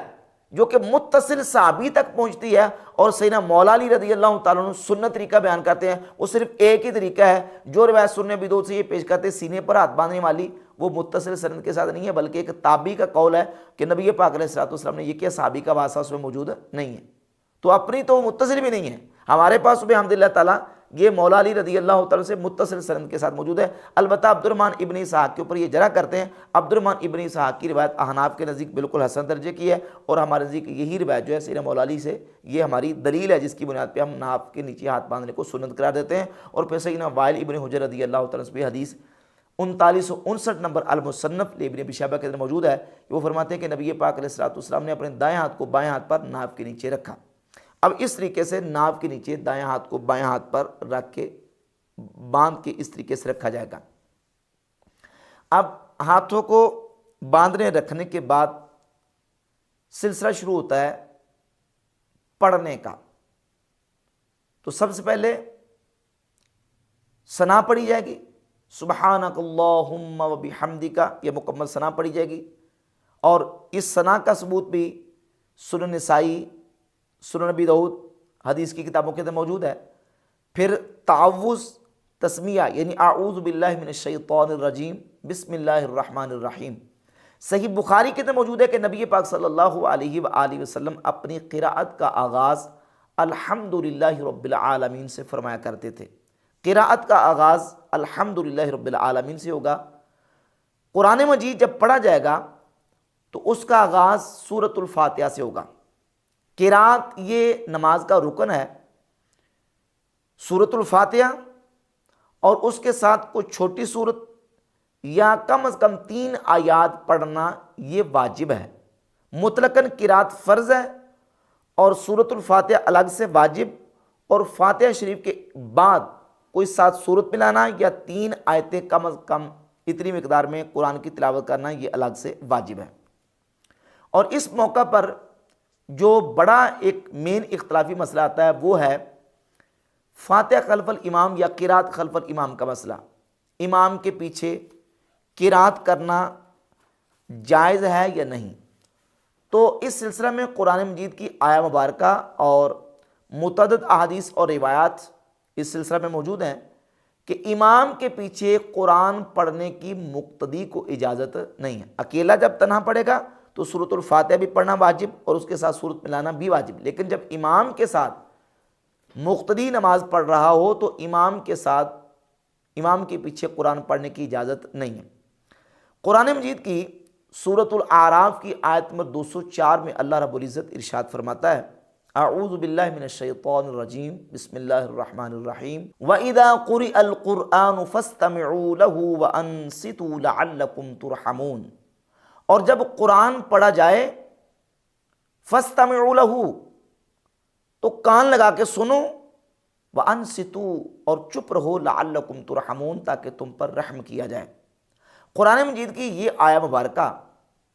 کس موقع پر نازل ہوئی؟ امام ابو جعفر محمد بن جریر الطبری اپنی کتاب تفسیر الطبری میں اس آیت کی تفسیر میں سیدنا عبداللہ ابن عباس رضی اللہ تعالیٰ عنہما سے اس کی تفسیر میں ذکر کرتے ہیں کہ ابن عباس رضی اللہ تعالیٰ عنہ فرماتے ہیں کہ قرآن مجید کی یہ آیت مبارکہ فرض نمازوں کے بارے میں نازل ہوئی ہے، یعنی جب امام فرض نمازوں میں قرآن پڑھ رہا ہو تو مقتدیوں کے بارے میں ہے، اور مقتدیوں کو حکم دیا جا رہا ہے کہ تم کان لگا کے سنو اور چپ رہو تاکہ تم پر رحم کیا جائے۔ یہ ابن تیمیہ کا مجموع الفتاوی ہے، جلد 22 صفحہ نمبر 295 پہ ابن تیمیہ نے اسی آیت کو ذکر کیا اور لکھا کہ وقول الجمہور هو الصحیح فإن اللہ سبحانہ قال وَإِذَا قُرِئَ الْقُرْآنُ فَاسْتَمِعُوا لَهُ وَأَنصِتُوا لَعَلَّكُمْ تُرْحَمُونَ قال احمد اجمع الناس على انها نزلت فی الصلاۃ۔ امام احمد ابن حنبل رحمۃ اللہ تعالی فرماتے ہیں کہ لوگ اس بات پر مجتمع ہیں، اجماع ہو گیا لوگوں کا اس بات پر کہ قرآن مجید کی یہ آیت مبارکہ نماز کے بارے میں نازل ہوئی ہے، یعنی نماز کی حالت میں جب امام قرآن پڑھ رہا ہو تو مقتدی کو پیچھے حکم دیا گیا کہ تم نے کان لگا کے سننا ہے اور چپ رہنا ہے۔ تو اس آیت مبارکہ سے یہ بات بالکل واضح ہو گئی کہ کم از کم وہ نمازیں جن میں امام قرآن بلند آواز سے پڑھتا ہے۔ اب ٹوٹل نمازیں جو جماعت کے ساتھ پڑھی جاتی ہیں کل وہ 9 نمازیں ہیں، 9 نمازیں، اور ان 9 نمازوں میں سے 7 نمازیں وہ ہیں جن میں امام قرآن جہری یعنی بلند آواز سے پڑھتا ہے۔ فجر کی نماز، مغرب کی نماز، عشاء کی نماز، جمعہ کی نماز، نماز عید الفطر، نماز عید الاضحیٰ اور تراویح کی نماز، یہ وہ نمازیں ہیں کہ جس میں امام قرآن بلند آواز سے پڑھتا ہے۔ اور 2 نمازیں ظہر اور عصر کی، ان نمازوں میں امام قرآن آہستہ آواز میں پڑھتا ہے۔ اس آیت سے یہ تو بات بالکل واضح ہو گئی کہ کم از کم جن نمازوں میں امام قرآن بلند آواز سے پڑھتا ہے ان نمازوں میں مقتدی کو قرآن پیچھے پڑھنے کی اجازت نہیں ہے۔ وَإِذَا قُرِئَ الْقُرْآنُ، جب قرآن پڑھا جائے۔ اب قرآن کی 114 صورتوں میں سے جو بھی صورت پڑھی جائے گی سورۃ الفاتحہ کے ساتھ، سورۃ الفاتحہ سے لے کر آخری صورت تک، سورۃ الناس تک جو بھی صورت پڑھی جائے گی، قرآن جہاں سے بھی پڑھا جائے گا، امام کے ساتھ قرآن پڑھنے کی اس آیت کی روشنی میں اجازت نہیں ہے۔ یہاں حکم ہے کہ سنو اور چپ رہو تاکہ تم پر رحم کیا جائے۔ اب اس سلسلہ میں چند حدیث میں آپ کے سامنے ذکر کر دیتا ہوں۔ سیدنا ابو موسیٰ اشعری رضی اللہ تعالی عنہ سے صحیح مسلم میں ایک روایت مروی ہے 904 اور 905، تقریباً دونوں روایتوں کا مضمون ملتا جلتا ہے۔ ابو موسیٰ اشعری رضی اللہ تعالیٰ عنہ فرماتے ہیں کہ رسول اللہ صلی اللہ علیہ وآلہ وسلم نے ارشاد فرمایا، 905 نمبر حدیث کے اندر لفظ ہے کہ جب امام تکبیر کہے تم بھی تکبیر کہو، وَإِذَا قَرَأَ فَأَنصِتُوا، یعنی جب امام کے ساتھ تم نماز پڑھ رہے ہو اور امام تکبیر کہے تو تم بھی تکبیر کہو، اور جب امام قرآن پڑھے تو تم چپ رہو۔ اب امام قرآن کہاں سے شروع کرتا ہے؟ امام کی قرأت شروع ہوتی ہے الحمدللہ رب العالمین سے۔ تو اس حدیث میں بھی بتا دیا گیا کہ جب امام نے قرآن پڑھنا شروع کر دیا تو تمہیں بولنے کی اجازت نہیں ہے، تم نے پھر خاموشی سے سننا ہے اور چپ رہنا ہے۔ سیدنا ابو ہریرہ رضی اللہ تعالیٰ عنہ سے سنن نسائی میں 918 نمبر اور 922 نمبر حدیث ہے کہ رسول اللہ صلی اللہ علیہ وآلہ وسلم نے فرمایا انما جعل الامام لیؤتم بہ، امام اس لیے بنایا جاتا ہے کہ تاکہ اس کی اتباع کی جائے، اس کی اقتداء کی جائے۔ فَإِذَا كَبَّرَ فَكَبِّرُوا، جب امام تکبیر کہے تو تم بھی تکبیر کہو، یعنی امام کہے اللہ اکبر تو تم بھی پیچھے اللہ اکبر کہو۔ وَإِذَا قَرَأَ فَأَنصِتُوا، اور جب امام قرآن کی تلاوت شروع کر دے تو تم چپ رہو۔ اس حدیث سے بھی بالکل واضح ہوا کہ امام نے جب سورۃ الفاتحہ سے شروع کرنا ہے تو اب مقتدی کو امام کے پیچھے قرآن کی تلاوت کرنے کی اجازت نہیں ہے۔ اس کے علاوہ سنن نسائی میں 2 احادیث ہیں، ایک سیدنا ابو ہریرہ رضی اللہ تعالیٰ عنہ سے اور ایک حضرت عمران ابن حسین رضی اللہ تعالیٰ عنہ سے۔ سیدنا ابو ہریرہ رضی اللہ تعالیٰ فرماتے ہیں ان رسول اللہ صلی اللہ علیہ وآلہ وسلم انصرف من صلاۃ جہر فیہا بالقراءۃ، کوئی نماز تھی جس میں قرات بلند آواز سے کی جاتی ہے۔ نبی پاک علیہ الصلوۃ والسلام نے نماز پوری کرنے کے بعد جب رخ انور پھیرا تو پوچھا هل قرأ معی احد منکم آنفا، ابھی تم میں سے کسی نے میرے ساتھ قرآن کی تلاوت کی ہے؟ تو ایک شخص نے عرض کی یا رسول اللہ میں نے کی ہے۔ تو نبی پاک علیہ الصلوۃ والسلام نے فرمایا انی اقول، میں بھی کہتا ہوں، مالی انازع القرآن، میرے ساتھ قرآن میں نزاع یعنی جھگڑا کیا جا رہا ہے، میں بھی کہتا ہوں کہ میرے ساتھ قرآن میں جھگڑا کیا جا رہا ہے۔ نبی پاک صلی اللہ علیہ وآلہ وسلم نے جب یہ فرمایا تو روایت کے اندر لفظ ہے فَانْتَهَى النَّاسُ عَنِ الْقِرَاءَةِ فِيمَا جَهَرَ فِيهِ رسول اللہ صلی اللہ علیہ وسلم بِالْقِرَاءَةِ مِنَ الصَّلَاةِ، جن نمازوں میں نبی پاک علیہ السلام قرات بلند آواز سے کیا کرتے تھے، فَانْتَهَى النَّاسُ عَنِ الْقِرَاءَةِ، پھر لوگوں نے نبی کریم علیہ السلام کے ساتھ قرات کرنی چھوڑ دی۔ فَانْتَهَى، بعض آگے انہوں نے ترک کر دیا، اس کو چھوڑ دیا۔ یہ 919 نمبر روایت ہے سنن نسائی کے اندر، یہ میرے پاس جو نسخہ ہے مکتبۃ المعارف کا ناصر الدین البانی کی تحکیم کے ساتھ چھپا ہے، البانی نے اس حدیث کو صحیح قرار دیا ہے۔ اور 918 نمبر حدیث جو ہے وہ حضرت عمران ابن حسین رضی اللہ تعالیٰ عنہ سے سنن نسائی کے اندر، اس کو بھی ناصر الدین البانی نے صحیح قرار دیا ہے۔ عمران ابن حسین رضی اللہ تعالیٰ عنہ فرماتے ہیں ان نبی صلی اللہ علیہ وآلہ وسلم صلی صلاۃ الظہر او العصر، نبی پاک علیہ السلام نے ظہر یا عصر کی نماز پڑھائی، وَرَجُلٌ يَقْرَؤُ خَلْفَهُ، کسی شخص نے حضور کے پیچھے قرآن کی تلاوت کی، فَلَمَّا انصَرَفَ، جب آپ علیہ السلام نے نماز سے رخ انور کو پھیرا، فرمایا أَيُّكُمْ قَرَأَ بِهِ سَبِّحِ اسْمَ رَبِّكَ الْأَعْلَىٰ، تم میں سے کس نے میرے پیچھے یہ قرآن کی صورت پڑھی ہے؟ فَقَالَ رَجُلٌ مِّنَ الْقَوْمِ، تو ایک شخص نے کہا أَنَا وَلَمْ أُرِدْ بِهَا إِلَّا الْخَيْرَ، حضور میں نے پڑھی لیکن میں سوائے بلائی کے اور کسی چیز کا ارادہ نہیں رکھتا تھا۔ تو نبی پاک علیہ السلام نے فرمایا قد عرفت ان بعضکم قد خالجنیہا، میں نے پہچان لیا، مجھے معلوم ہوا کہ تم میں سے کسی شخص نے، بعض لوگوں نے میرے ساتھ قرآن کے اندر مجھے خلل ڈالا ہے، قرآن کے اندر میرے ساتھ جھگڑا کیا ہے، خلل ڈالا ہے۔ تو نبی پاک صلی اللہ علیہ وآلہ وسلم نے سری نمازوں کے اندر بھی امام کے پیچھے قرات کرنے کو حضور نے منع فرما دیا، حضور علیہ السلام نے اس سے روک دیا۔ اور اس کے علاوہ صحیح مسلم کے اندر 1298 نمبر حدیث ہے، سیدنا زید بن ثابت رضی اللہ تعالیٰ عنہ صحابی سے پوچھا گیا کہ امام کے ساتھ نماز پڑھ رہے ہوں، امام کے پیچھے، تو کیا امام کے پیچھے قرآن کی تلاوت کر سکتے ہیں؟ تو زید بن ثابت رضی اللہ تعالیٰ عنہ فرماتے ہیں لا قراءۃ مع الامام فی شیء، امام کے ساتھ کچھ بھی قرآن کی تلاوت نہیں کرنی، لا قراءۃ مع الامام فی شیء، بالکل واضح طور پہ لائے نفی جنس کا استعمال کیا ہے کہ بالکل کسی قسم کی امام کے پیچھے قرآن کی تلاوت اور قرات کرنے کی اجازت نہیں ہے۔ اسی طرح موطا امام مالک میں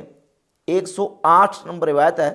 سیدنا عبداللہ ابن عمر رضی اللہ تعالیٰ عنہ سے پوچھا گیا سئل هل یقرأ احد خلف الامام، کیا کوئی شخص امام کے پیچھے قرآن کی تلاوت کرے؟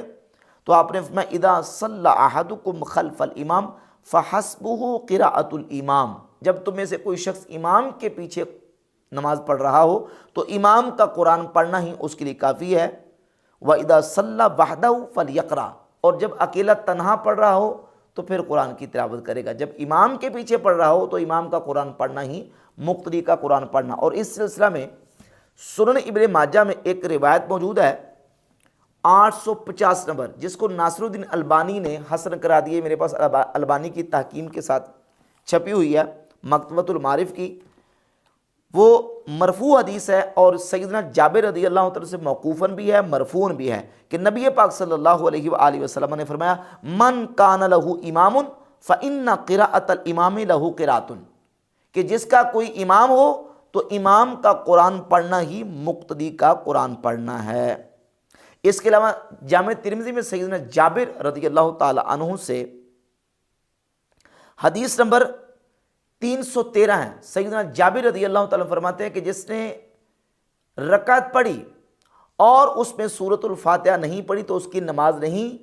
ہاں الا ان یکون وراء الامام، مگر یہ کہ وہ امام کے ساتھ ہو۔ اگر امام کے ساتھ نماز پڑھ رہا ہے تو پھر امام کے ساتھ قرآن کی تلاوت بشمول سورۃ الفاتحہ نہیں پڑھنی، ہاں اگر اکیلا پڑھ رہا ہے تو پھر سورۃ الفاتحہ کے بغیر نماز درست نہیں ہے۔ اب یہ دلائل ہیں، ان دلائل کی بنیاد پہ راجح موقف یہی ہے کہ قرآن کی مطلقاً کوئی صورت بھی امام کے ساتھ تلاوت نہیں کرنی۔ اس سلسلہ میں ایک دو روایات بیان کی جاتی ہیں اور ان کو بیان کر کے یہ ثابت کیا جاتا ہے کہ دیکھیں حدیث کے اندر موجود ہے کہ جو سورۃ الفاتحہ نہیں پڑھتا اس کی نماز نہیں ہوتی، اور اس کو حدیث کو پھر مقتدی کے اوپر اپلائی کیا جاتا ہے، جبکہ اس حدیث کا مقتدی یعنی امام کے پیچھے نماز پڑھنے والے کے ساتھ کوئی تعلق نہیں۔ صحیح بخاری صحیح مسلم کے اندر حدیث ہے لا صلاۃ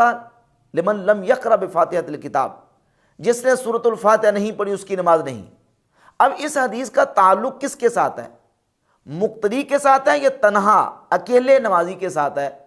تو اس پر میں 3 حوالہ جات پیش کرتا ہوں۔ ایک جامع ترمذی کی 313 نمبر حدیث، سیدنا جابر رضی اللہ تعالیٰ صحابی رسول اس حدیث کی وضاحت کرتے ہیں۔ وہ کہتے ہیں جس نے رکعت پڑھی اور سورۃ الفاتحہ نہیں پڑھی اس کی نماز نہیں، الا ان یکون وراء الامام، ہاں مگر امام کے ساتھ ہو تو پھر اس کی ہو جائے گی۔ صحابی رسول نے بتا دیا کہ جو حدیث ہے اس کا تعلق امام کے ساتھ نماز پڑھنے والے کے لیے نہیں ہے، بلکہ اس کا تنہا اور اکیلے نماز پڑھنے والے کے ساتھ تعلق ہے۔ اور اسی حدیث کی شرح جامع ترمذی کے اندر 312 نمبر حدیث نکالیں، امام احمد ابن حنبل رحمۃ اللہ تعالی علیہ فرماتے ہیں کہ اس حدیث کا تعلق ہے اکیلے تنہا نماز پڑھنے والے کے ساتھ، یعنی جب تنہا نماز پڑھ رہا ہو سورۃ الفاتحہ نہ پڑھے تو اس کی نماز درست نہیں ہے۔ اسی طرح سنن ابی داؤد کی 822 نمبر حدیث نکالیں، اس میں 822 نمبر روایت میں امام سفیان ابن عیینہ بہت بڑے عظیم محدث ہیں، ان کا قول موجود ہے۔ امام سفیان ابن عیینہ رحمہ اللہ فرماتے ہیں کہ یہ جو حدیث ہے نا کہ جس نے سورۃ الفاتحہ نہیں پڑھی اس کی نماز نہیں، اس کا تعلق اکیلے تنہا نماز پڑھنے والے کے ساتھ ہے، مقتدی کے ساتھ اس کا تعلق نہیں ہے۔ امام احمد بن حنبل، امام یحییٰ، امام سفیان ابن عیینہ اور سیدنا جابر رضی اللہ تعالی عنہ، ان تمام کہ ان حوالہ جات سے یہ بات بالکل واضح ہوئی کہ جو حدیث ہے کہ سورۃ الفاتحہ کے بغیر نماز نہیں ہوتی اس کا اکیلے تنہا کے ساتھ تعلق ہے، مقتدی کے ساتھ اس کا تعلق نہیں ہے۔ اس سلسلہ میں ایک حدیث سنن ابی داؤد سے بیان کی جاتی ہے کہ سنن ابی داؤد کے اندر حضرت عبادہ ابن صامت رضی اللہ تعالیٰ عنہ سے حدیث ہے،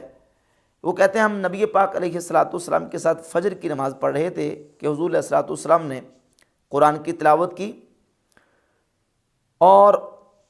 آپ صلی اللہ علیہ وآلہ وسلم پر قرآن پڑھنا ثقیل ہو گیا۔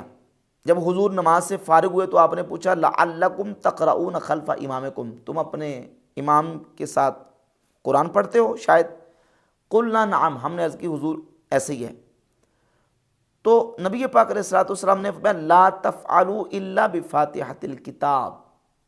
ہاں تم امام کے ساتھ قرآن نہ پڑھا کرو مگر سورۃ الفاتحہ، کیونکہ سورۃ الفاتحہ کے بغیر نماز نہیں ہوتی۔ یہ حدیث بیان کی جاتی ہے، یہ میرے پاس مکتبۃ المعارف الریاض سعودی عرب سے چھپی ناصر الدین البانی کی تحکیم کے ساتھ سنن ابی داؤد ہے۔ اس میں ناصر الدین البانی نے 823 نمبر اس روایت کو ضعیف قرار دیا ہے۔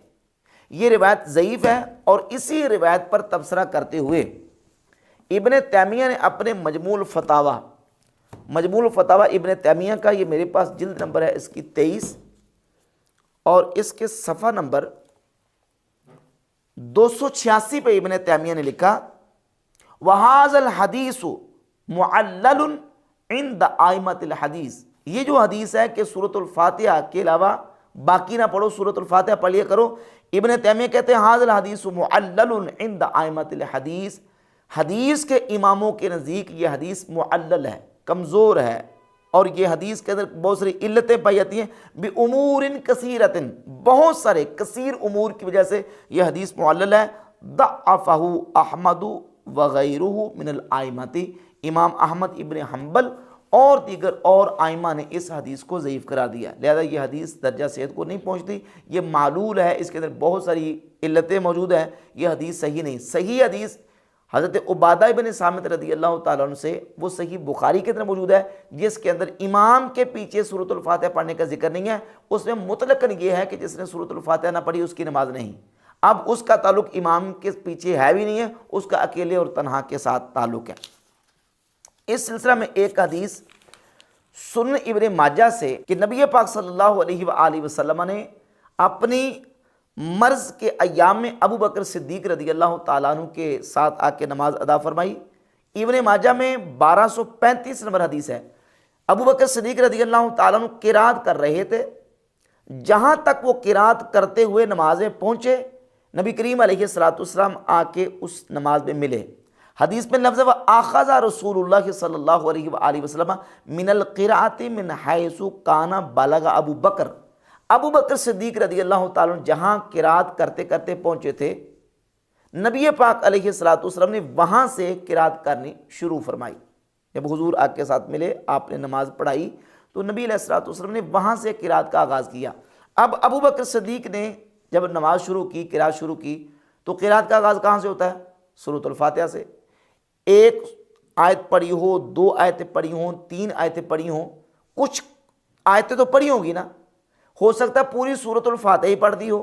اور قرات کرتے کرتے کسی اور مقام پہ پہنچے ہوں۔ ابو بکر صدیق نے جتنی قرات کر لی تھی، نبی پاک علیہ الصلوۃ والسلام نے اس قرات کو نہیں دہرایا، سورۃ الفاتحہ کے اس حصے کو نہیں دہرایا، حضور نے آگے سے قرات کی۔ اب اگر کوئی شخص نماز کے اندر سورۃ الفاتحہ بالخصوص جب جماعت کے ساتھ پڑھ رہا ہو، وہ اگر آ کے نماز میں شامل ہوتا ہے اور اس نے سورۃ الفاتحہ نہیں پڑھی، اس کی اگر نماز نہیں ہوتی، تو نبی پاک علیہ الصلوۃ والسلام نے تو یہاں یا تو پوری سورۃ الفاتحہ نہیں پڑھی یا سورۃ الفاتحہ کا کچھ حصہ نہیں پڑھا، نبی کریم علیہ الصلوۃ والسلام نے اس کو دہرایا بھی نہیں۔ اب حضور کی نماز کے بارے میں نعوذ باللہ کیا حکم لگایا جائے گا؟ اس سے ثابت ہوا کہ جب جماعت کے ساتھ نماز پڑھی جا رہی ہو، وہاں سورۃ الفاتحہ پڑھنا ضروری نہیں ہے۔ اور اس سلسلہ میں صحیح بخاری کے اندر معروف حدیث موجود ہے، حضرت ابو بکرہ رضی اللہ تعالیٰ عنہ سے ایک حدیث ہے کہ نبی کریم صلی اللہ علیہ وآلہ وسلم نماز پڑھا رہے تھے، تو یہ آئے مسجد میں۔ جب آئے تو نبی کریم علیہ الصلوۃ والسلام کو انہوں نے رکوع میں پایا۔ جب رکوع میں پایا تو انہوں نے پیچھے ہی اللہ اکبر کہہ کے رکوع کی حالت میں چلے گئے اور ایسے ہی آ کے صف میں مل گئے۔ نبی کریم علیہ الصلوۃ والسلام نے نماز کے بعد ان کی تحسین بھی اس اعتبار سے فرمائی اور فرمایا کہ زادک اللہ حرصا، اللہ تیری حرص کو زیادہ کرے، لیکن آئندہ سے ایسے نہیں کرنا، یعنی آئندہ ایسے نہیں کرنا کہ پیچھے سے ہی رکوع میں مل کے تو رکوع میں چلے جانا اور پھر چل کے تو آ کے صف میں مل جانا، اس طرح آئندہ نہیں کرنا۔ لیکن نبی پاک علیہ الصلوۃ والسلام نے ان کو نماز لٹانے کا حکم نہیں دیا، جس سے یہ بات بالکل واضح ہوئی کہ مدرک رکوع، یعنی وہ نمازی جو رکوع کو پا لیتا ہے، اس کی رکعت ہو جاتی ہے۔ جس نے رکوع کو پایا، یہ تو طے شدہ بات ہے کہ اس نے امام کے ساتھ سورۃ الفاتحہ نہ پائی نہ پڑھی، اس کی رکعت ہو گئی۔ رکعت ہونا اس بات کی دلیل ہے کہ امام کے ساتھ سورۃ الفاتحہ مقتدی کے لیے ضروری نہیں ہے۔ سیدنا ابو بکر رضی اللہ تعالیٰ عنہ کا یہ عمل، نبی پاک علیہ الصلوۃ والسلام نے ابو بکر صدیق رضی اللہ تعالیٰ عنہ کے ساتھ جو نماز پڑھی، آپ نے بعد میں قرات کو آگے سے شروع کیا، حضور علیہ الصلوۃ والسلام نے مکمل سورۃ الفاتحہ یہاں نہیں پڑھی، یہ روایات اور آثار اور احادیث بحمد اللہ تعالیٰ اس مسئلہ کو واضح کرتی ہیں کہ امام کے ساتھ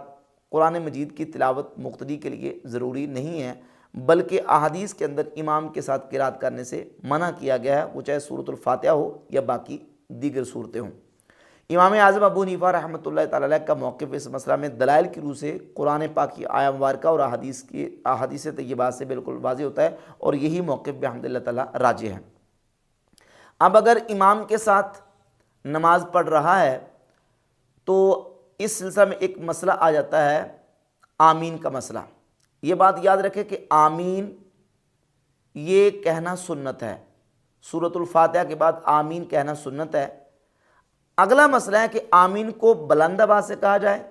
یا سرن آہستہ آواز سے کہا جائے، اس میں اختلاف ہے۔ دلائل کی روح سے امام اعظم ابو حنیفہ رحمۃ اللہ تعالی کا موقف یہ ہے کہ امام جب ولضالین کہہ لے تو مقتدیوں کے لیے آمین آہستہ سرن کہنا یہ سنت ہے۔ دلیل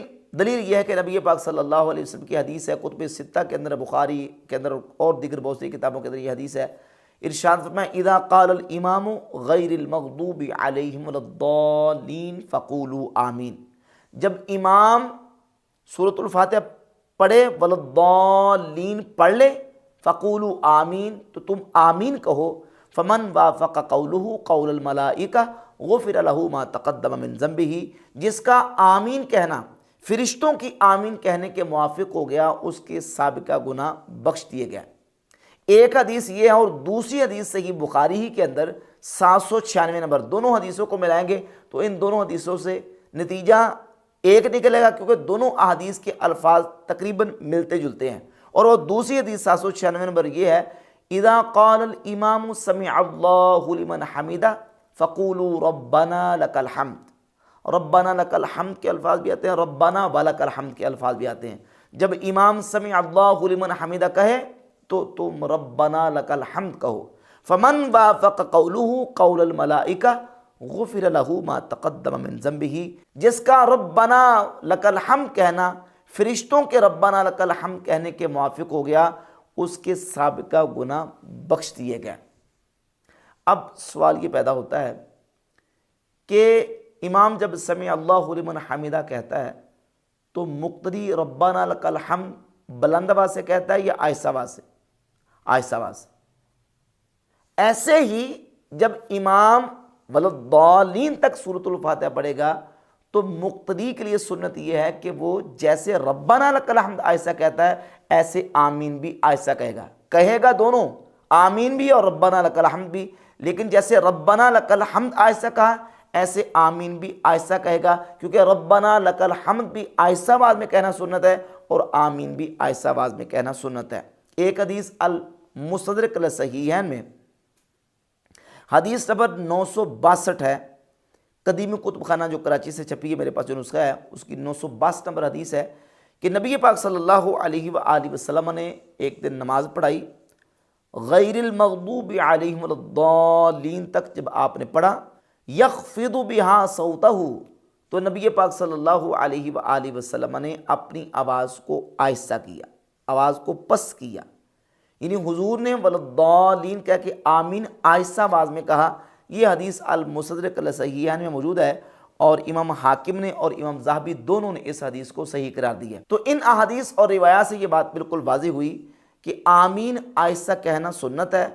اور اسی پر احناف کا عمل ہے اور امام اعظم ابو حنیفہ رحمۃ اللہ علیہ نے اسی کو ترجیح دی۔ اب قیام اور قرات کے بعد پھر رکوع کی طرف جائیں گے، اور رکوع کے اندر ایک بہت اہم مسئلہ آتا ہے رفع الیدین کا مسئلہ، یعنی رکوع جاتے اور رکوع سے اٹھتے وقت، اسی طرح سجدے جاتے اور سجدے سے اٹھتے وقت، سجدوں کے درمیان تیسری رکعت کے شروع میں، اور جن جن مقامات پہ روایات کے اندر رفع الیدین کرنے کا ذکر آتا ہے، آیا کہ ان مقامات پہ رفع الیدین کیا جائے گا یا کہ نہیں کیا جائے گا؟ احناف کا، امام اعظم ابو حنیفہ رحمۃ اللہ تعالی علیہ کا اور امام مالک رحمۃ اللہ تعالی علیہ کا موقف یہ ہے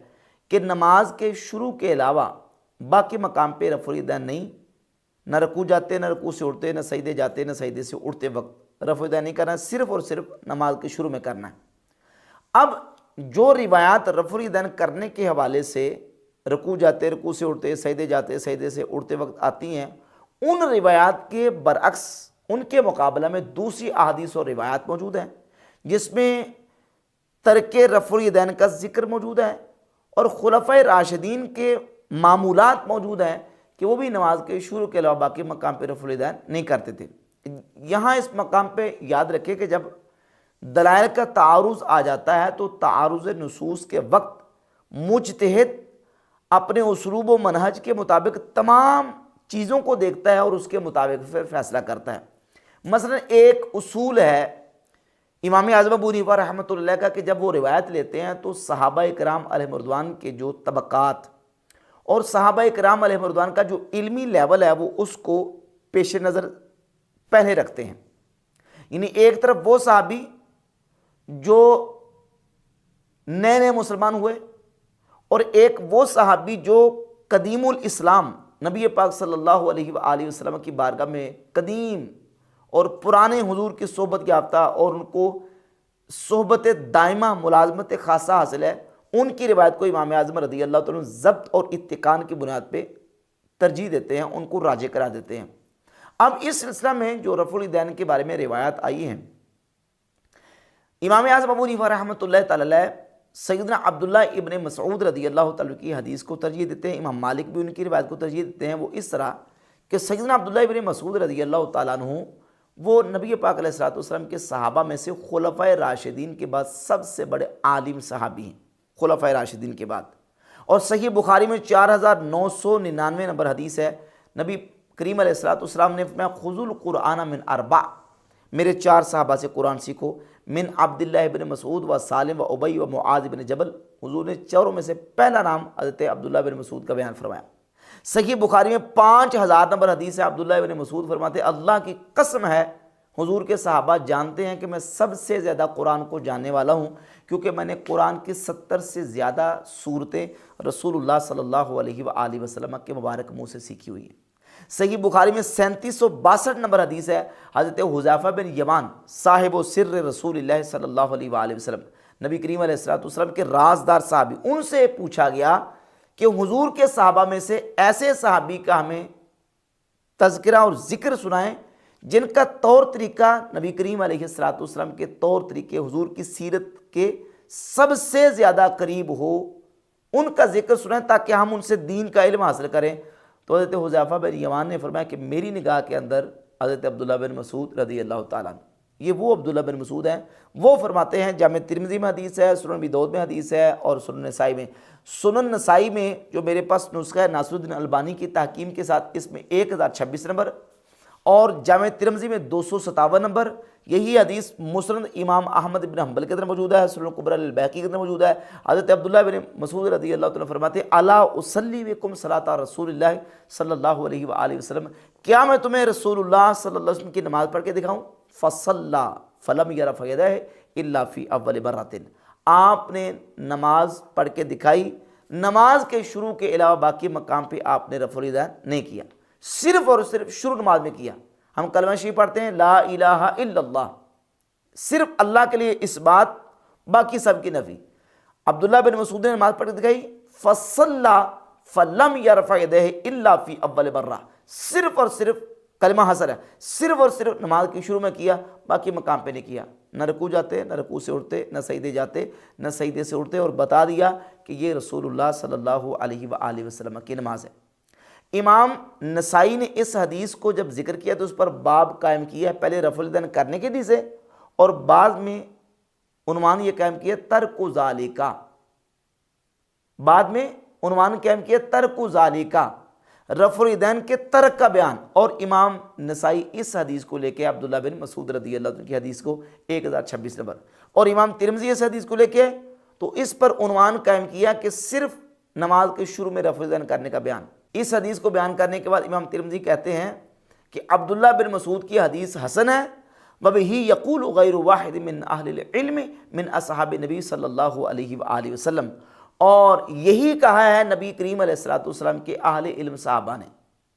اہل علم صحابہ عبداللہ بن مسعود کی طرح ہی کہتے ہیں کہ نماز کے شروع میں رفع الیدین کرنا، باقی مقام پہ رفع الیدین نہیں کرنا۔ اب وہ اہل علم صحابہ کون ہیں جو نماز کے شروع کے علاوہ باقی مقام پہ رفع الیدین نہیں کرتے؟ تو وہ اہل علم صحابہ سیدنا مولا علی رضی اللہ تعالیٰ عنہ۔ یہ المصنف ابن ابی شیبہ 2457 نمبر حدیث ہے، 2457 نمبر۔ امام ابو بکر ابن ابی شیبہ امام وقی سے، امام وقی ابو بکر ناشری سے، ابو بکر ناشری عاصم بن کلیب سے، اور عاصم بن کلیب اپنے والد کلیب بن شہاب سے بیان کرتے ہیں۔ کلیب بن شہاب مولا علی کے شاگرد ہیں، وہ کہتے ہیں کہ حضرت مولا علی جب نماز پڑھتے تو نماز کے شروع کے علاوہ باقی مقام پہ رفع الیدین نہیں کرتے تھے، اور یہ روایت بالکل صحیح ہے۔ امام بدر الدین عینی نے عمدۃ القاری شرح صحیح البخاری میں اس حدیث کو صحیح قرار دیا، امام زیلعی نے نصب الرایہ میں اس حدیث کو صحیح قرار دیا، اور اس کے تمام راوی ثقہ راوی ہیں۔ سیدنا مولا علی کا عمل یہ ہے کہ نماز کے شروع کے علاوہ باقی مقام پہ رفع الیدین نہیں کرتے تھے۔ اسی المصنف ابن ابی شیبہ کے اندر 2469 نمبر حدیث ہے، اسود تابعی کہتے ہیں کہ میں نے خود حضرت عمر کے ساتھ نماز پڑھی، حضرت عمر نماز کے شروع کے علاوہ باقی مقام پہ رفع الیدین نہیں کرتے تھے۔ 2467 نمبر حدیث ہے، مجاہد تابعی کہتے ہیں کہ میں نے عبداللہ بن عمر صحابی کو نماز پڑھتے دیکھا، وہ نماز کے شروع کے علاوہ باقی مقام پہ رفع الیدین نہیں کرتے تھے۔ 2461 نمبر روایت ہے، ابو اسحاق تابعی کہتے ہیں کہ حضرت علی کے شاگرد اور عبداللہ بن مسعود رضی اللہ تعالی عنہما دونوں صحابہ کے شاگرد، یعنی جنہوں نے نماز حضرت علی سے سیکھی اور حضرت عبداللہ بن مسعود سے سیکھی، وہ نماز کے شروع کے علاوہ باقی مقام پہ رفع الیدین نہیں کرتے تھے۔ اس کے علاوہ سیدنا براء بن عازب رضی اللہ تعالیٰ سے 1692 نمبر حدیث ہے، مسند ابی یعلا کے اندر براء بن عازب فرماتے ہیں کہ میں نے نبی پاک صلی اللہ علیہ وآلہ وسلم کو نماز پڑھتے دیکھا، حضور نے نماز شروع کی، اپنے ہاتھوں کو کانوں تک اٹھایا کہ آپ کے انگوٹھے کانوں کی لو کے برابر ہو گئے، اور پھر نبی کریم علیہ الصلوۃ والسلام نے نماز میں رفع دین نہیں کیا، صرف اول مرتبہ کیا، بعد میں حضور نے رفع دین نہیں کیا۔ ان احادیث اور روایات کی بنیاد پہ امام اعظم ابو حنیفہ رحمۃ اللہ تعالی جو کہ تابعی بھی ہیں، صحابہ کے شاگرد ہیں، اور اجلہ تابعین سے بھی انہوں نے دین کا علم حاصل کیا، امام ابو حنیفہ بھی فرماتے ہیں کہ نماز کے شروع کے علاوہ باقی مقام پہ رفع دین نہیں، اور امام و دار الہجرہ امام مالک بن انس رحمہ اللہ، ان کا موقف اور ان کی فقہ، اور آج بھی فقہ مالکی کے جو لوگ ہیں وہ اسی پر عمل کرتے ہیں کہ وہ شروع نماز کے علاوہ باقی مقام پہ رفع دین نہیں کرتے۔ لہذا رفع الیدین کا مسئلہ بحمد اللہ تعالیٰ امام اعظم ابو حنیفہ رحمۃ اللہ کا جو راجح موقف ہے وہ یہی ان کا ہے، دلائل کی روح سے جو راجح ہے وہ ہے کہ نماز کے شروع کے علاوہ باقی مقام پہ رفع دین نہیں کیا جائے گا۔ اب رکوع کے اندر تسبیحات پڑھی جائیں گی، سبحان ربی العظیم 3 مرتبہ پڑھے گا، اور اس کے بعد سمع اللہ لمن حمیدہ کہہ کے کھڑا ہو جائے گا، ربنا لک الحمد اس کے بعد کہا جائے گا، اور قوما کرنے کے بعد پھر سجدے کی طرف جھکے گا۔ یہاں ایک اختلافی مسئلہ آ جاتا ہے کہ سجدے کی طرف جھکتے وقت کس طرح جھکے، پہلے اپنے گھٹنے زمین پر لگائے یا اپنے ہاتھوں کو زمین پر لگائے، یہ مسئلہ اختلافی ہے، اور روایات اس میں مختلف ہیں۔ ایک روایت حضرت ابو ہریرہ رضی اللہ تعالیٰ عنہ سے ہے جس کا مضمون یہ ہے کہ پہلے اپنے ہاتھوں کو زمین پر اور بعد میں گھٹنوں کو، اور اس طرح نہ بیٹھو جس طرح کہ اونٹ بیٹھتا ہے، یہ ایک حدیث ہے حضرت ابو ہریرہ رضی اللہ تعالیٰ عنہ سے۔ اور ان کے مقابلے میں 3 روایات جو مین روایات آتی ہیں ان میں سے ایک حدیث حضرت وائل ابن حجر رضی اللہ تعالیٰ سے جامع ترمذی کے اندر 268 نمبر ہے، اور وہ یہ ہے کہ حضرت وائل ابن حجر بیان کرتے ہیں کہ نبی پاک صلی اللہ علیہ وآلہ وسلم نے نماز پڑھی تو آپ نے اپنے گھٹنوں کو زمین پر پہلے لگایا اور بعد میں اپنے ہاتھوں کو زمین پر لگایا۔ یہ حدیث جامع ترمذی میں ہے،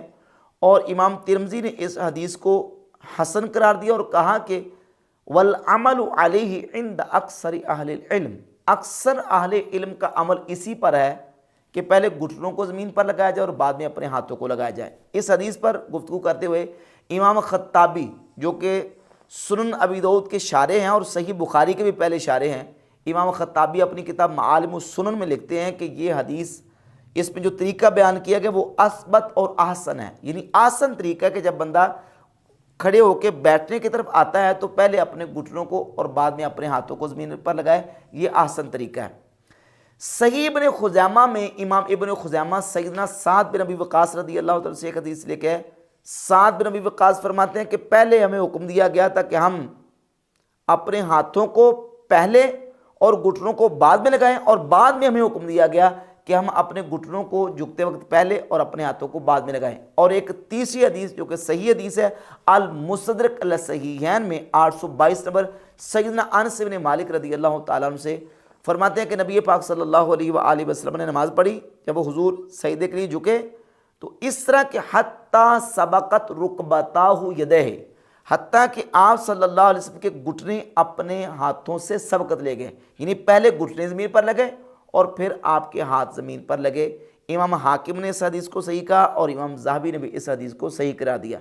یہ صحیح حدیث بالکل واضح کرتی ہے کہ نبی پاک علیہ الصلوۃ والسلام کا عمل یہ ہے کہ آپ پہلے اپنے گھٹنوں کو اور بعد میں اپنے ہاتھوں کو زمین پر لگاتے تھے سجدے کی طرف جھکتے وقت۔ رہ گئی حضرت ابو ہریرہ رضی اللہ تعالیٰ عنہ حدیث کے اوپر جو گفتگو کلام ہے،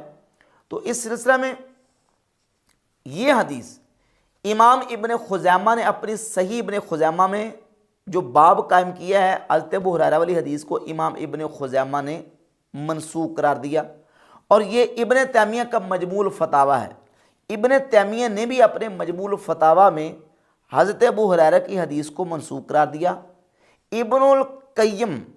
الجوزیہ جو کہ ابن تیمیہ کے شاگرد ہیں، ان کی کتاب ہے زاد المعاد، اس میں صفحہ نمبر 71 پہ حضرت ابو ہریرہ کی حدیث کو منسوخ قرار دیا گیا، اور اس کے اور کئی ایک تقریباً 10 جوابات ابن القیم الجوزیہ نے اپنی کتاب زاد المعاد کے اندر دیے ہیں۔ ایک ان میں سے جواب یہ دیا ہے کہ یہ جو حدیث ہے یہ مقلوب ہے، یعنی اس حدیث کا آگے اور پیچھے والا حصہ آپس میں مکس ہو گیا ہے، کیونکہ اس میں حدیث میں یہ کہا گیا کہ اونٹ کے بیٹھنے کی طرح نہ بیٹھو، اونٹ کے بیٹھنے کی طرح نہ بیٹھو، اور پچھلا حصہ جو کہہ رہا ہے کہ پچھلے حصے میں یہ تعلیم دی جا رہی ہے کہ پہلے ہاتھ رکھنے اور بعد میں گھٹنے، اور اونٹ کے بیٹھنے کی طرح نہ بیٹھو، جبکہ اونٹ تو بیٹھتا ہی ایسے ہے کہ وہ پہلے اپنے ہاتھ رکھتا ہے یعنی اگلے والا حصہ، اور بعد میں اپنے گھٹنے ٹیکتا ہے۔ تو اونٹ کے بیٹھنے کی طرح نہ بیٹھو، یہ تو حدیث کا اگلا حصہ پچھلے والے حصے کے خلاف ہے، یا پچھلا حصہ اگلے والے حصے کے خلاف ہے، تو یہ حدیث مقلوب ہے۔ اس کے اندر جو نا وہ کسی راوی سے وہم ہو گیا۔ ابن القیم الجوزیہ نے زاد المعاد کے اندر لکھا ہے کہ کسی راوی کے اس کے اندر وہم ہے، جس کی وجہ سے یہ حدیث جو ہے نا آپس میں اس کا اگلے والا حصہ بعد والے حصے کے ساتھ مکس ہو گیا ہے۔ تو سنت طریقہ یہ ہے کہ اپنے پہلے گھٹنے زمین پر لگائے جائیں اور بعد میں اپنے ہاتھوں کو لگایا جائے، اس کے بعد سجدہ ہوگا۔ اور سجدے کے اندر ضروری جو چیز ہے، صحیح مسلم کے اندر حدیث ہے، نبی پاک صلی اللہ علیہ وآلہ وسلم فرماتے ہیں امرت ان اسجد علی سبعۃ اعظم، مجھے حکم دیا گیا کہ میں 7 اعضاء پر سجدہ کروں، ان لا اکف شعرا ولا ثوبا، اور نماز میں اپنے کپڑوں اور اپنے بالوں کا کف نہ کروں، کپڑوں اور بالوں کو لپیٹنے سے، فولڈ کرنے سے منع کیا گیا ہے۔ تو نماز کے دوران کپڑوں اور بالوں کا کف بھی نہیں کرنا، کپڑوں کو فولڈ اور موڑنا بھی نہیں ہے، اور سجدہ 7 اعضاء پر کرنا ہے، 2 پاؤں، 2 گھٹنے، 2 ہاتھ، اور ایک یہ جو جبہہ کی ہڈی ہے اس کے اوپر سجدہ۔ ان 7 اعضاء کو زمین پر ٹکانا یہ سجدے کے دوران ضروری ہے۔ اور سجدہ اس طرح مرد کرے گا کہ اپنے بازوؤں کو اپنے پیٹ سے اور اپنی رانوں کو اپنے پیٹ سے الگ رکھے گا، جدا رکھے گا، نہ بالکل بچھ کے سجدہ کرے گا بلکہ ان حصوں کو جدا جدا رکھے گا۔ اور سیدہ عائشہ صدیقہ رضی اللہ تعالیٰ عنہ سے صحیح مسلم کے اندر حدیث ہے، آپ فرماتی ہیں کہ نبی پاک صلی اللہ علیہ وآلہ وسلم میرے گھر میں نماز پڑھ رہے تھے، تو میں نے نبی پاک علیہ الصلوۃ والسلام کو جب نہ پایا اندھیرے میں، تو میں نے اپنے ہاتھوں سے نبی کریم علیہ الصلوۃ والسلام کو ٹٹولنا شروع کیا، تو میرا ہاتھ حضور کے دونوں پاؤں کے بطن یعنی پیٹ پر لگا، میرا ہاتھ حضور کے دونوں پاؤں کے پیٹ پر لگا۔ اس سے ہمارے فقہاء نے یہ مسئلہ نکالا کہ سجدے کے دوران دونوں پاؤں وہ آپس میں ملا کے رکھنے مسنون ہیں، یعنی ایک ہاتھ اگر دونوں پاؤں پر لگتا ہے تو اس سے نتیجہ یہ نکلتا ہے کہ پاؤں جدا جدا اور دور دور نہیں تھے، بلکہ نبی پاک علیہ الصلوۃ والسلام کے مبارک پاؤں جو تھے آپس میں قریب قریب تھے۔ اور صحیح ابن خزیمہ میں 654 نمبر حدیث ہے، سیدہ عائشہ فرماتی ہیں کہ فقدت رسول اللہ صلی اللہ علیہ وسلم، میں نے نبی پاک علیہ الصلوۃ والسلام کو جب اپنے حجرے میں نہ پایا، وَقَانَ مَعِي عَلَى فراشی، حالانکہ حضور علیہ الصلوۃ والسلام کی باری میرے گھر میں تھی، فَوَجَدْتُهُ سَاجِدًا رَاسًا عَقِبَيْهِ، تو میں نے حضور کو سجدے کی حالت میں پایا، راسن عقیبہ، اپنی ایڑیوں کو ملائے ہوئے، مستقبلاً باطراف اصابعہ القبلۃ، اور اپنے پاؤں کی جو اطراف ہیں، پاؤں کی جو انگلیاں ہیں ان کو قبلہ کی طرف کیے ہوئے نبی پاک صلی اللہ علیہ وآلہ وسلم کو میں نے اس حالت میں سجدے میں پایا۔ تو سجدہ اس طریقے سے کرے گا کہ پاؤں کو جتنا ہو سکتا ہے وہ قریب کرے گا، اور انگلیاں وہ قبلہ کی طرف مڑی ہوئی ہوں، اور اس طریقے سے سجدہ ادا کرے گا۔ اور اس کے بعد سجدہ کرنے کے بعد پھر بیٹھنا ہے۔ کس طریقے سے بیٹھنا ہے کہ دایاں پاؤں کھڑا ہو اور بایاں پاؤں بچھا کے اس کے اوپر بیٹھنا ہے۔ صحیح بخاری میں 827 نمبر حدیث ہے، سیدنا عبداللہ ابن عمر رضی اللہ تعالیٰ عنہ کے بیٹے عبداللہ بن عبداللہ وہ فرماتے ہیں، سیدنا عبداللہ بن عمر رضی اللہ تعالیٰ عنہ فرماتے ہیں، انما سنت الصلاۃ ان تنصب رجلک الیمنی وتثنی الیسری، سنت یہ ہے کہ تو دایاں پاؤں کھڑا کرے اور بایاں پاؤں بچھائے۔ تو میں نے کہا کہ آپ تو اس طرح نہیں کرتے، بلکہ آپ تو اپنے جو ہے وہ پاؤں کو اس طریقے سے کھڑا نہیں کرتے، دوسرے طریقے سے بیٹھتے ہیں۔ تو عبداللہ ابن عمر رضی اللہ تعالی عنہما نے فرمایا، ان رجلی لا تحملانی، میرے پاؤں میرا بوجھ نہیں اٹھاتے، میں اس لیے دوسرے طریقے سے بیٹھتا ہوں۔ سنت یہ ہے کہ دائیں پاؤں کو کھڑا کیا جائے اور بائیں پاؤں پر جو ہے وہ بیٹھا جائے۔ تو جو تورک کا سنت طریقہ ہے، بیٹھنے کا جو سنت طریقہ ہے تشہد کے اندر، وہ یہ ہے کہ دائیں پاؤں کھڑا کر کے بائیں پاؤں کے اوپر بیٹھنا ہے۔ اب جب ایک رکعت مکمل ہو جائے، 2 سجدے کرنے کے بعد سیدھا کھڑے ہو جانا ہے۔ اب دونوں سجدے کرنے کے بعد آ جاتا ہے مسئلہ جلسہ استراحت کا کہ آیا جلسہ استراحت کیا جائے گا یا کہ نہیں۔ اس پر میری مکمل ویڈیو ہے، میں نے جلسہ استراحت کے اوپر پوری تفصیل کے ساتھ ویڈیو بنائی ہے، اور اس میں دلائل کے ساتھ یہ ثابت کیا کہ جلسہ استراحت سنت نہیں ہے۔ اور ایک واضح اور بڑا قرینہ اس پر یہ ہے کہ نماز کے جتنے ارکان ہیں ان تمام ارکان کے اندر تسبیحات ذکر ہے، لیکن جلسہ استراحت اگر نماز کا رکن یا حصہ ہوتا تو اس کے اندر بھی تسبیحات ہوتی، حالانکہ یہاں تسبیحات نہیں ہیں۔ یہ اس بات کی دلیل ہے کہ جلسہ استراحت سنت نہیں ہے۔ نبی پاک صلی اللہ علیہ وآلہ وسلم نے اپنے بڑھاپے کی عمر میں آپ علیہ الصلوۃ والسلام نے کیا ہے تاکہ امت کے بیماروں، کمزوروں اور امت کے بوڑھوں کے لیے اس کی رخصت اور جواز ثابت ہو جائے۔ جواز اور رخصت ہے، سنت نہیں ہے۔ سنت یہی ہے کہ اپنے قدموں کے پاؤں کے پنجوں پر اٹھا جائے۔ جامع ترمذی میں امام ترمذی سیدنا ابو ہریرہ رضی اللہ تعالیٰ سے حدیث لے کے آئے کہ نبی پاک صلی اللہ علیہ وآلہ وسلم جب دو سجدے کر لیتے تو آپ علیہ الصلوۃ والسلام اپنے پاؤں کے پنجوں پر ایسے سیدھے اٹھ جایا کرتے تھے، کھڑے ہو جایا کرتے تھے۔ اس طرح صحیح بخاری میں 6667 نمبر حدیث ہے، نبی کریم علیہ الصلوۃ والسلام نے ایک شخص کو نماز کا طریقہ سکھایا تو اس کے آخر میں یہ ہے کہ جب تو سجدے کر لے حتیٰ تستوی قائما، حتیٰ کہ تو سیدھا کھڑا ہو جائے۔ یہی روایت صحیح بخاری میں 6251 نمبر بھی آئی ہے، لیکن امام بخاری نے اس میں نیچے آخر میں اشارہ کر دی ابو اسامہ کی روایت کی طرف۔ ابو اسامہ کی روایت کو امام بخاری نے اشارہ کر کے راجح قرار دیا ہے، اور ابو اسامہ والی جو روایت ہے نا وہ صحیح بخاری میں 6667 نمبر ہے، جس میں جلسہ استراحت کا ذکر نہیں ہے۔ البتہ 6251 نمبر کے اندر جلسہ استراحت کا ذکر ہے، لیکن وہ عبید اللہ والی روایت ہے جس میں عبید اللہ کا وہم ہے۔ آخر میں جو لفظ ہے وہ 6667 نمبر، اس میں یہ کہ حتیٰ تستوی قائما، حتیٰ کہ تو سیدھا کھڑا ہو جائے۔ اس کے علاوہ نبی کریم علیہ الصلوۃ والسلام کے بہت سارے صحابہ وہ بھی سیدھا پاؤں کے پنجوں پر کھڑا ہوتے تھے، جلسہ استراحت نہیں کرتے تھے۔ سیدنا رافع رضی اللہ تعالیٰ عنہ سے مسند احمد ابن حنبل کے اندر ہے کہ وہ سیدھا کھڑا ہوتے تھے۔ مصنف عبد الرزاق کے اندر سیدنا عبداللہ بن مسعود کا عمل ہے کہ وہ سیدھا کھڑا ہو جاتے تھے، اور سیدنا عبداللہ ابن زبیر رضی اللہ تعالیٰ عنہ کا عمل بھی موجود ہے مصنف ابن ابی شیبہ کے اندر کہ وہ سیدھا کھڑا ہو جاتے تھے۔ اور اس کے علاوہ دیگر صحابہ کرام علیہ رضوان کے معمولات بھی موجود ہیں کہ وہ پاؤں کے پنجوں پر سیدھا کھڑا ہوتے تھے، جلسہ استراحت نہیں کرتے تھے۔ جلسہ استراحت اگر سنت ہوتا تو نماز کے باقی ارکان کی طرح، جیسے ارکان کے اندر تسبیحات اور اذکار موجود ہیں، جلسہ استراحت کے اندر بھی اذکار ہوتے، تسبیحات ہوتی، لیکن جلسہ استراحت کے اندر ذکر اور تسبیحات موجود نہیں ہیں۔